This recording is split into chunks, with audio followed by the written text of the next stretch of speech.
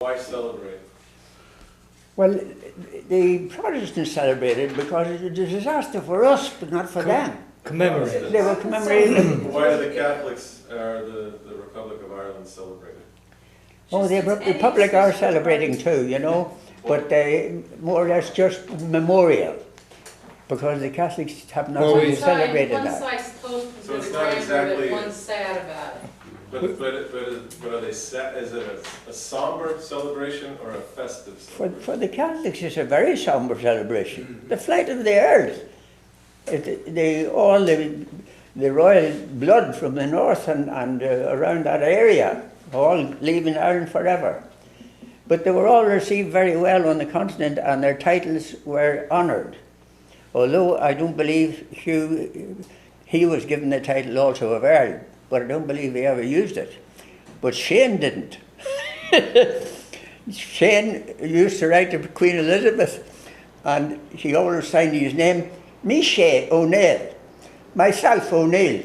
And whenever he was ordered, you know, he was told going into the Queen's presence that you go a certain part and then you bow and then you go. He didn't. He swaggered in there, and they say she liked him.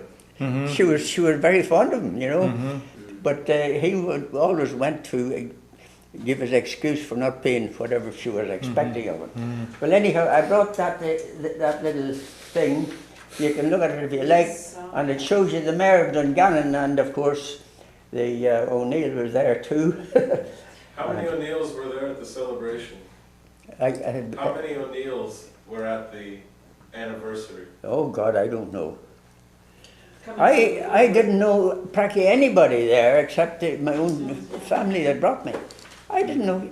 I'm 64 years out of Ireland, so I didn't know who they were.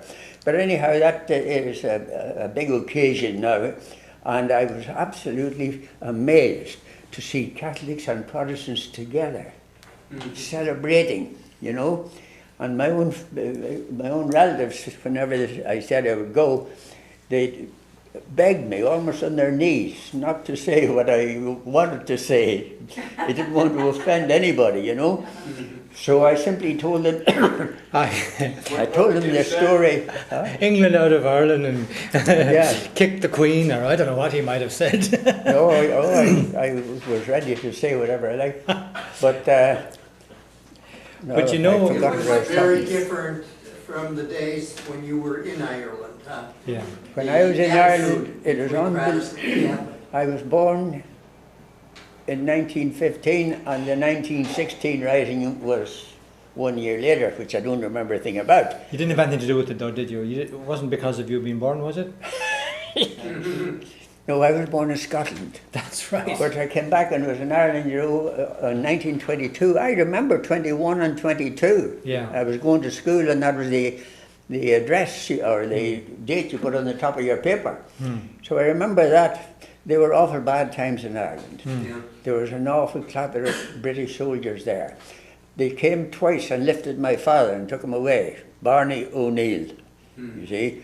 And a strange thing happened. The second time that they came out, the big Crossley tender, you could hear the roar of it a couple of miles away.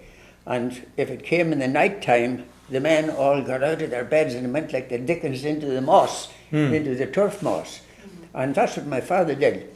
But they came in daylight a couple of times, and he thought they were going for another O'Neill on the other side of the church. But they came and they picked him up and said, "You got to come with me." There was a Protestant man who lived right beside us. I'll tell you what kind of a Protestant he was.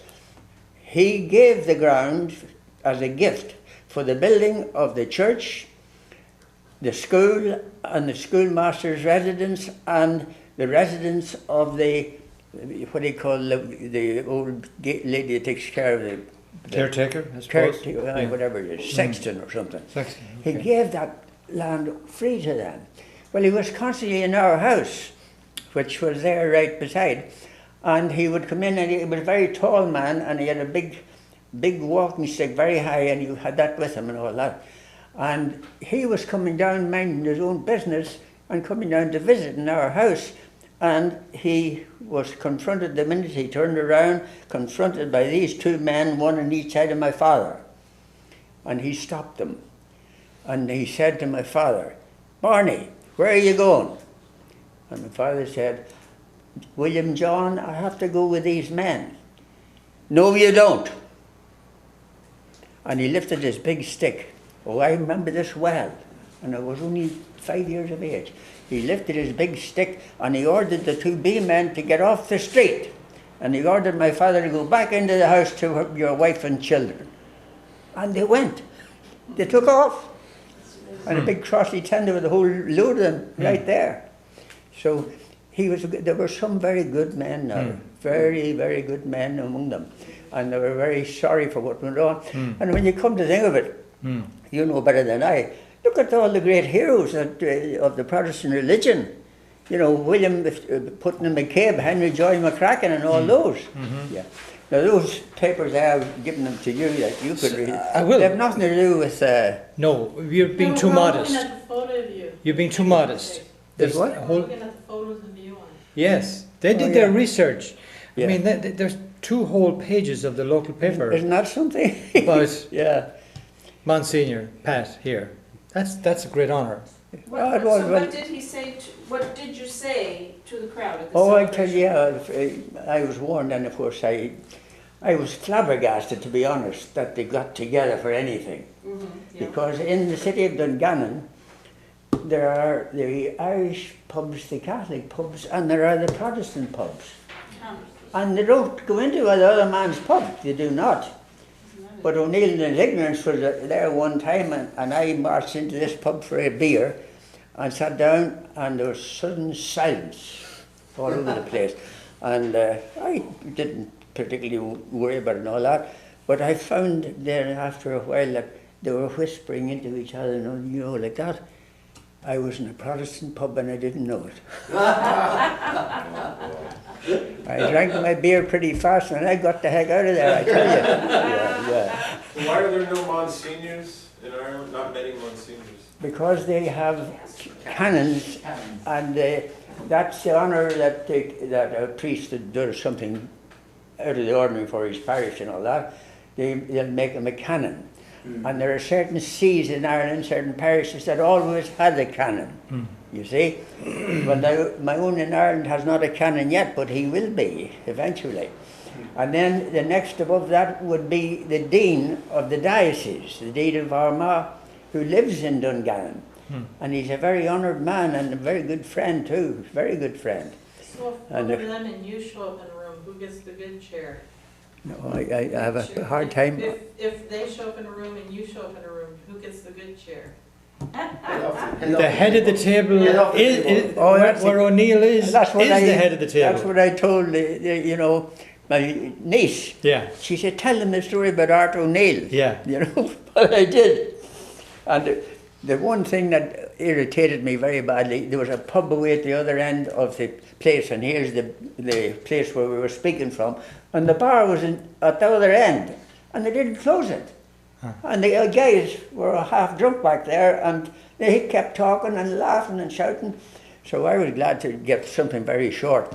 And I said, the historian, I said, has mentioned the great O'Neill, Shane the Proud and Con and the great and all this sort of thing. But I said, more or less looking at him, I said, you didn't say anything about a great O'Neill, Art.